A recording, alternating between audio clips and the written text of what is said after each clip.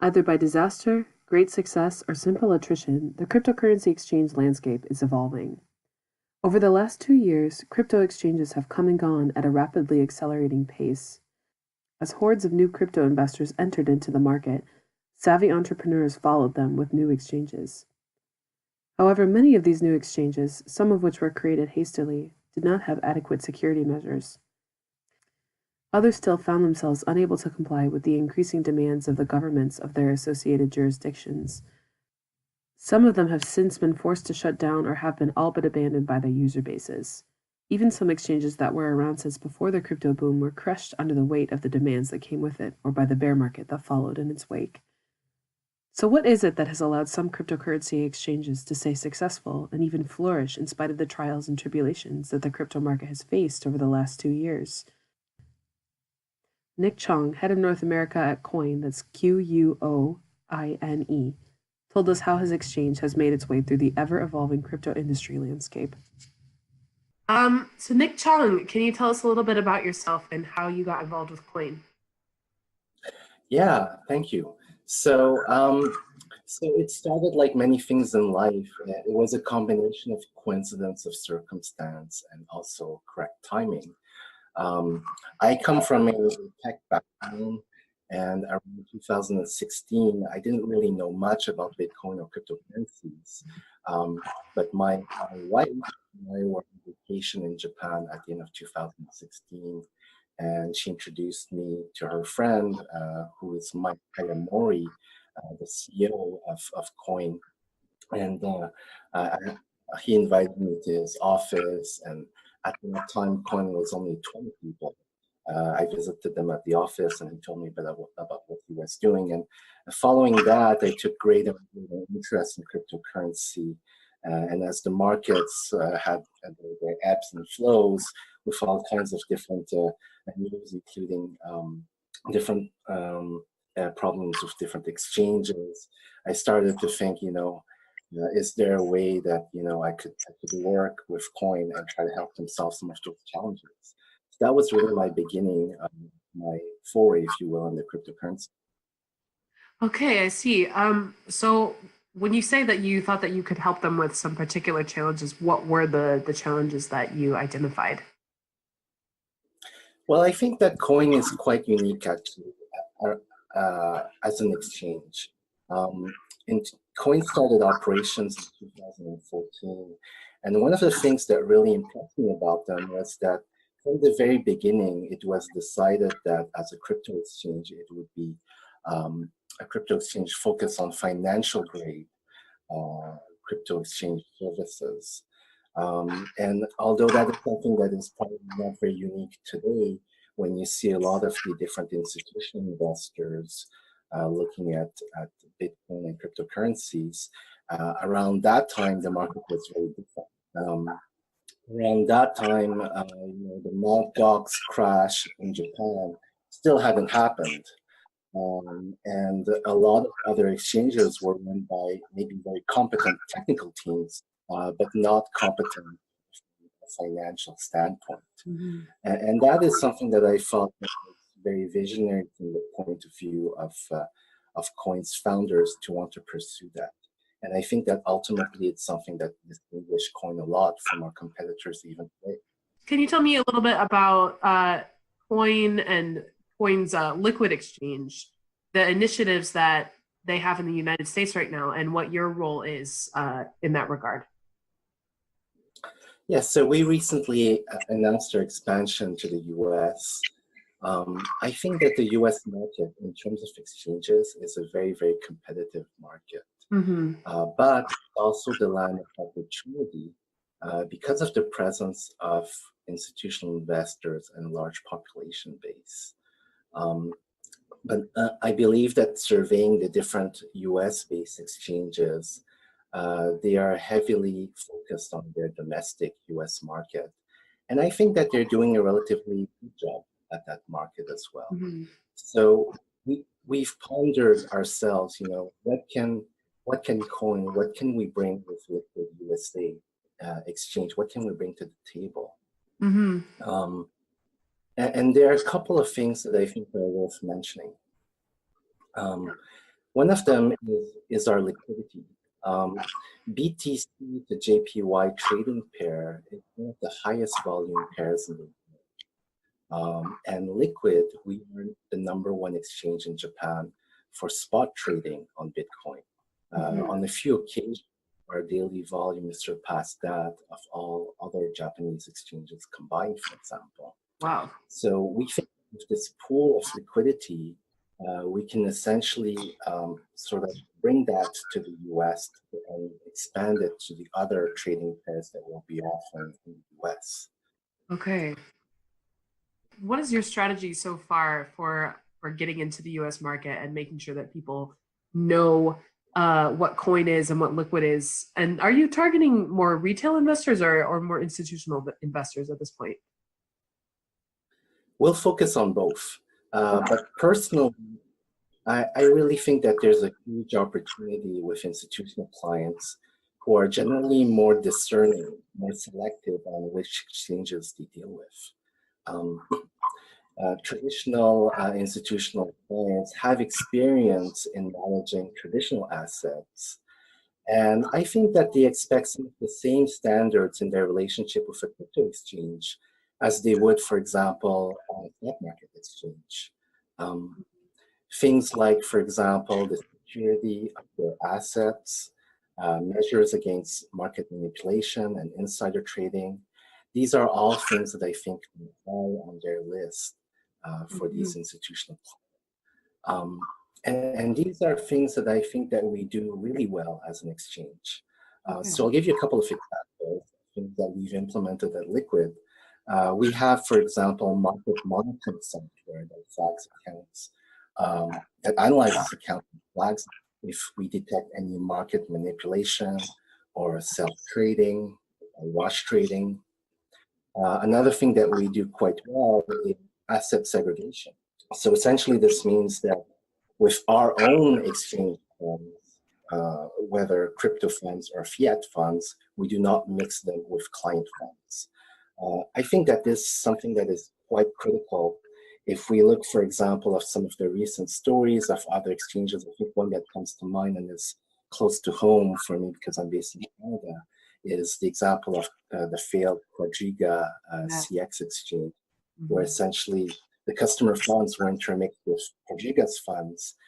And even Ernst & Young, who spent a lot of resources trying to recover these funds, couldn't really make heads or tails of where these funds actually went, the client funds. So these are things that we do quite well at Liquid. Okay, very interesting.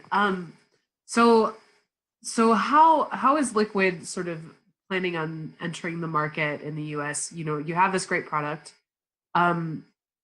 How are people going to know about it, especially with, you know, the popularity of Coinbase in the United States and other cryptocurrency exchanges that have been really sort of maybe monopolizing is too strong a word, but you know, that have a very strong presence in the US market. Do you see those as competition, or do you feel like Quoine is offering something different?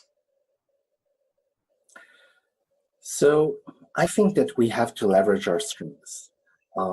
And one of our biggest strengths is that in our home market of Japan,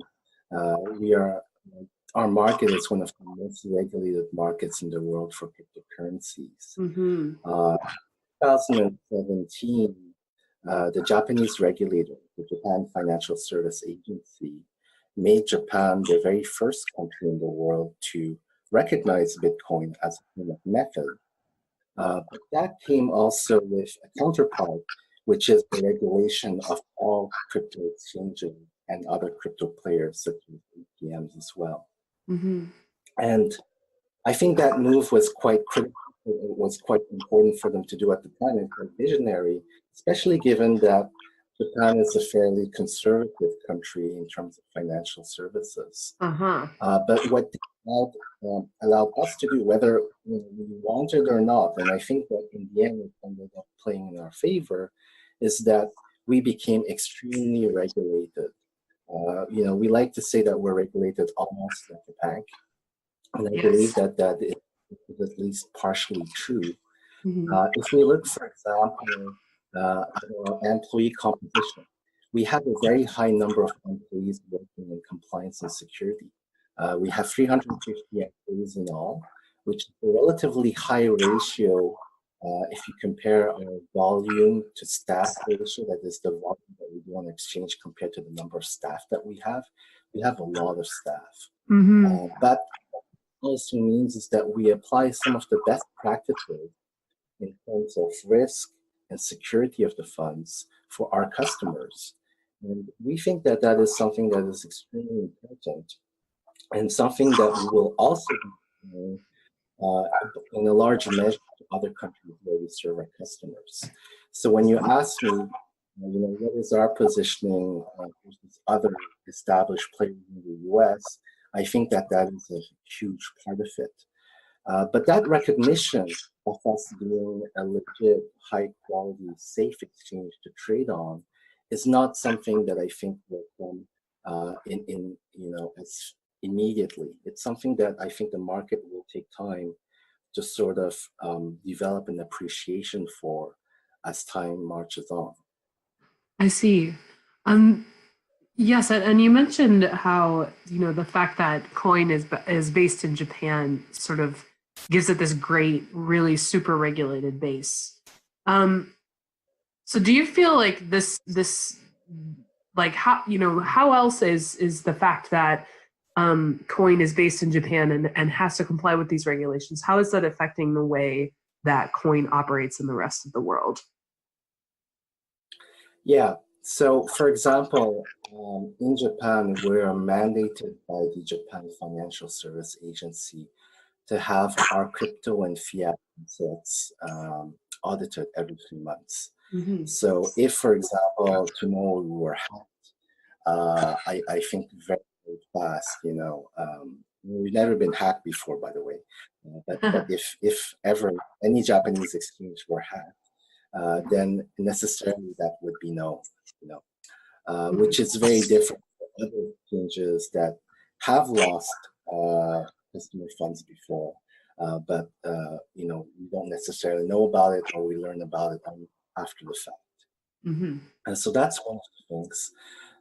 The other things, as I mentioned, asset segregation, the way that we also manage our security, our cold storage, with multi-signature approvals.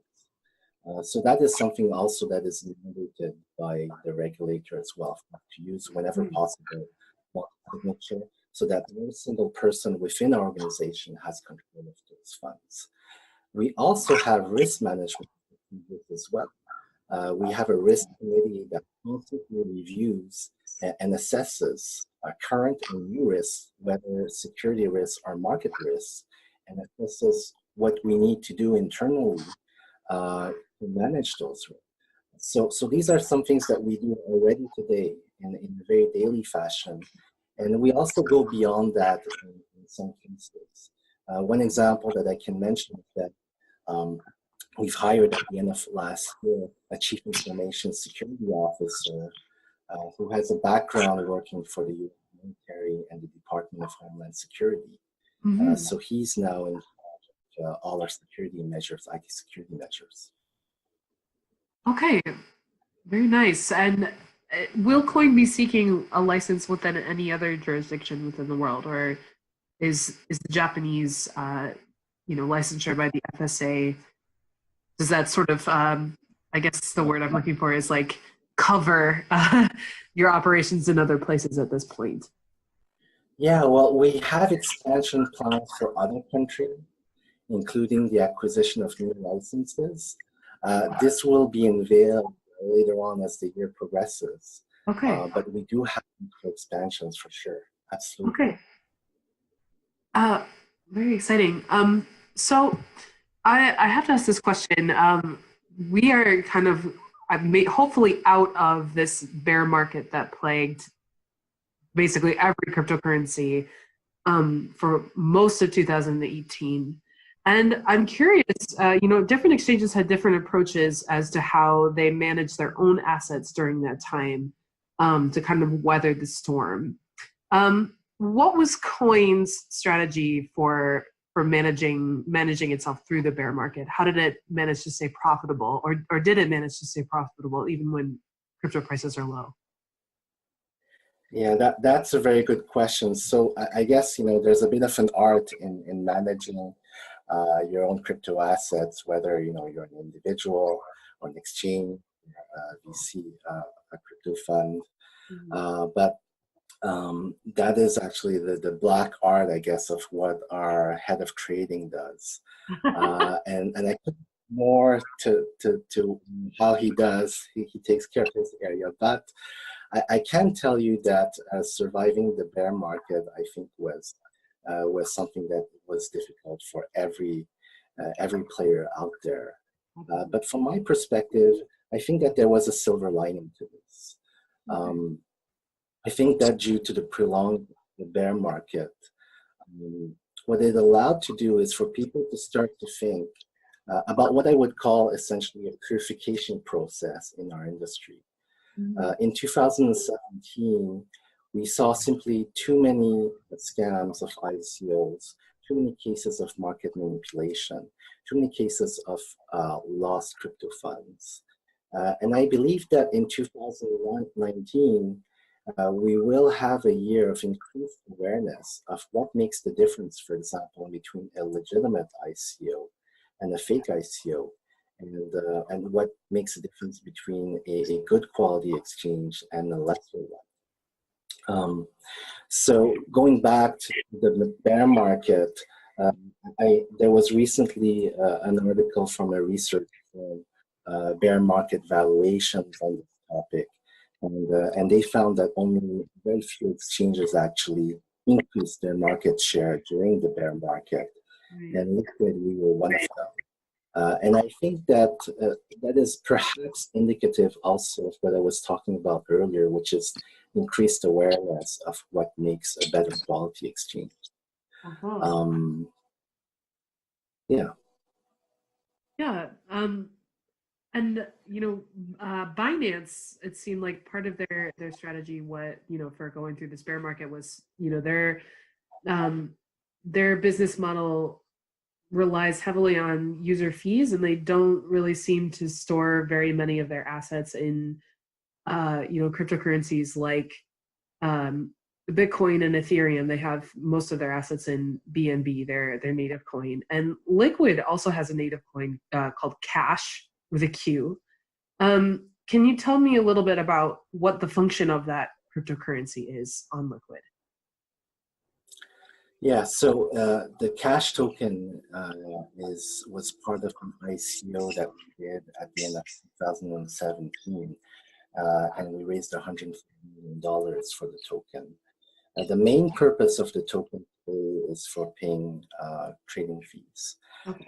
And what traders can do is, for using the Cash token, they can obtain a 50% reduction on their trading fees.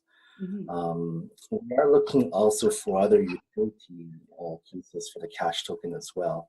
And one big one that will be upcoming later on will be for something that we call our World Book, which is essentially a way to merge the liquidity of other exchange partners that we have together with our own liquidity, and using the Cash token for some of the use cases surrounding that. So we are constantly looking for new cases, utility cases where we can use the Cash token. But today, at the moment, that is what our Cash token is primarily used for. Okay. Well, Nick, this has been a really interesting interview, and I think that's all the questions that I have for today. But is there any announcements or news that you'd like to share for Quoine, or can you tell and I should say, and can you tell our listeners where we can find you and find Quoine? Yeah, absolutely. So recently there was a report from a research firm called Quintelligence.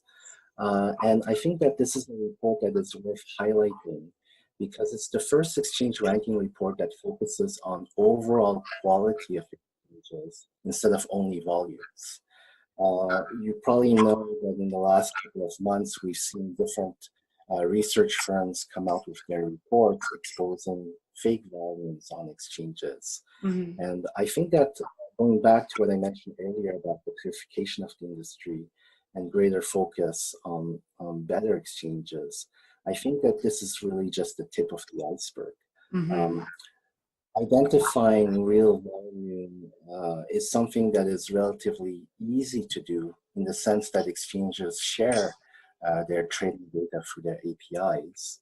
But going a few steps above that, um, what are other things that make an exchange a good exchange, right?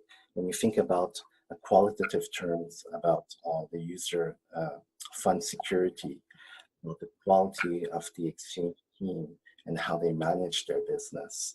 These are some of the things that the intelligence report focuses on. They have four main criteria that they actually identify, and they rate exchanges based on that.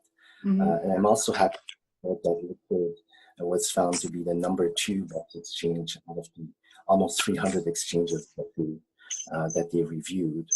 Congratulations. So I think that we're pretty proud of that accomplishment and of that recognition. Absolutely. And so to access Liquid, how if I want to become a trader on Liquid, how would I do that? Yeah, so you can find us on liquid.com. You just click the sign up link. We have two types of accounts, individual accounts and corporate accounts. And we have an excellent customer onboarding team, which will get the account authorized and approved as fast as possible. So yeah, easy peasy. Easy peasy. Okay, Nick Chong, thank you so much for your time. It's been a great pleasure to talk to you. Okay, thank you very much, Rachel.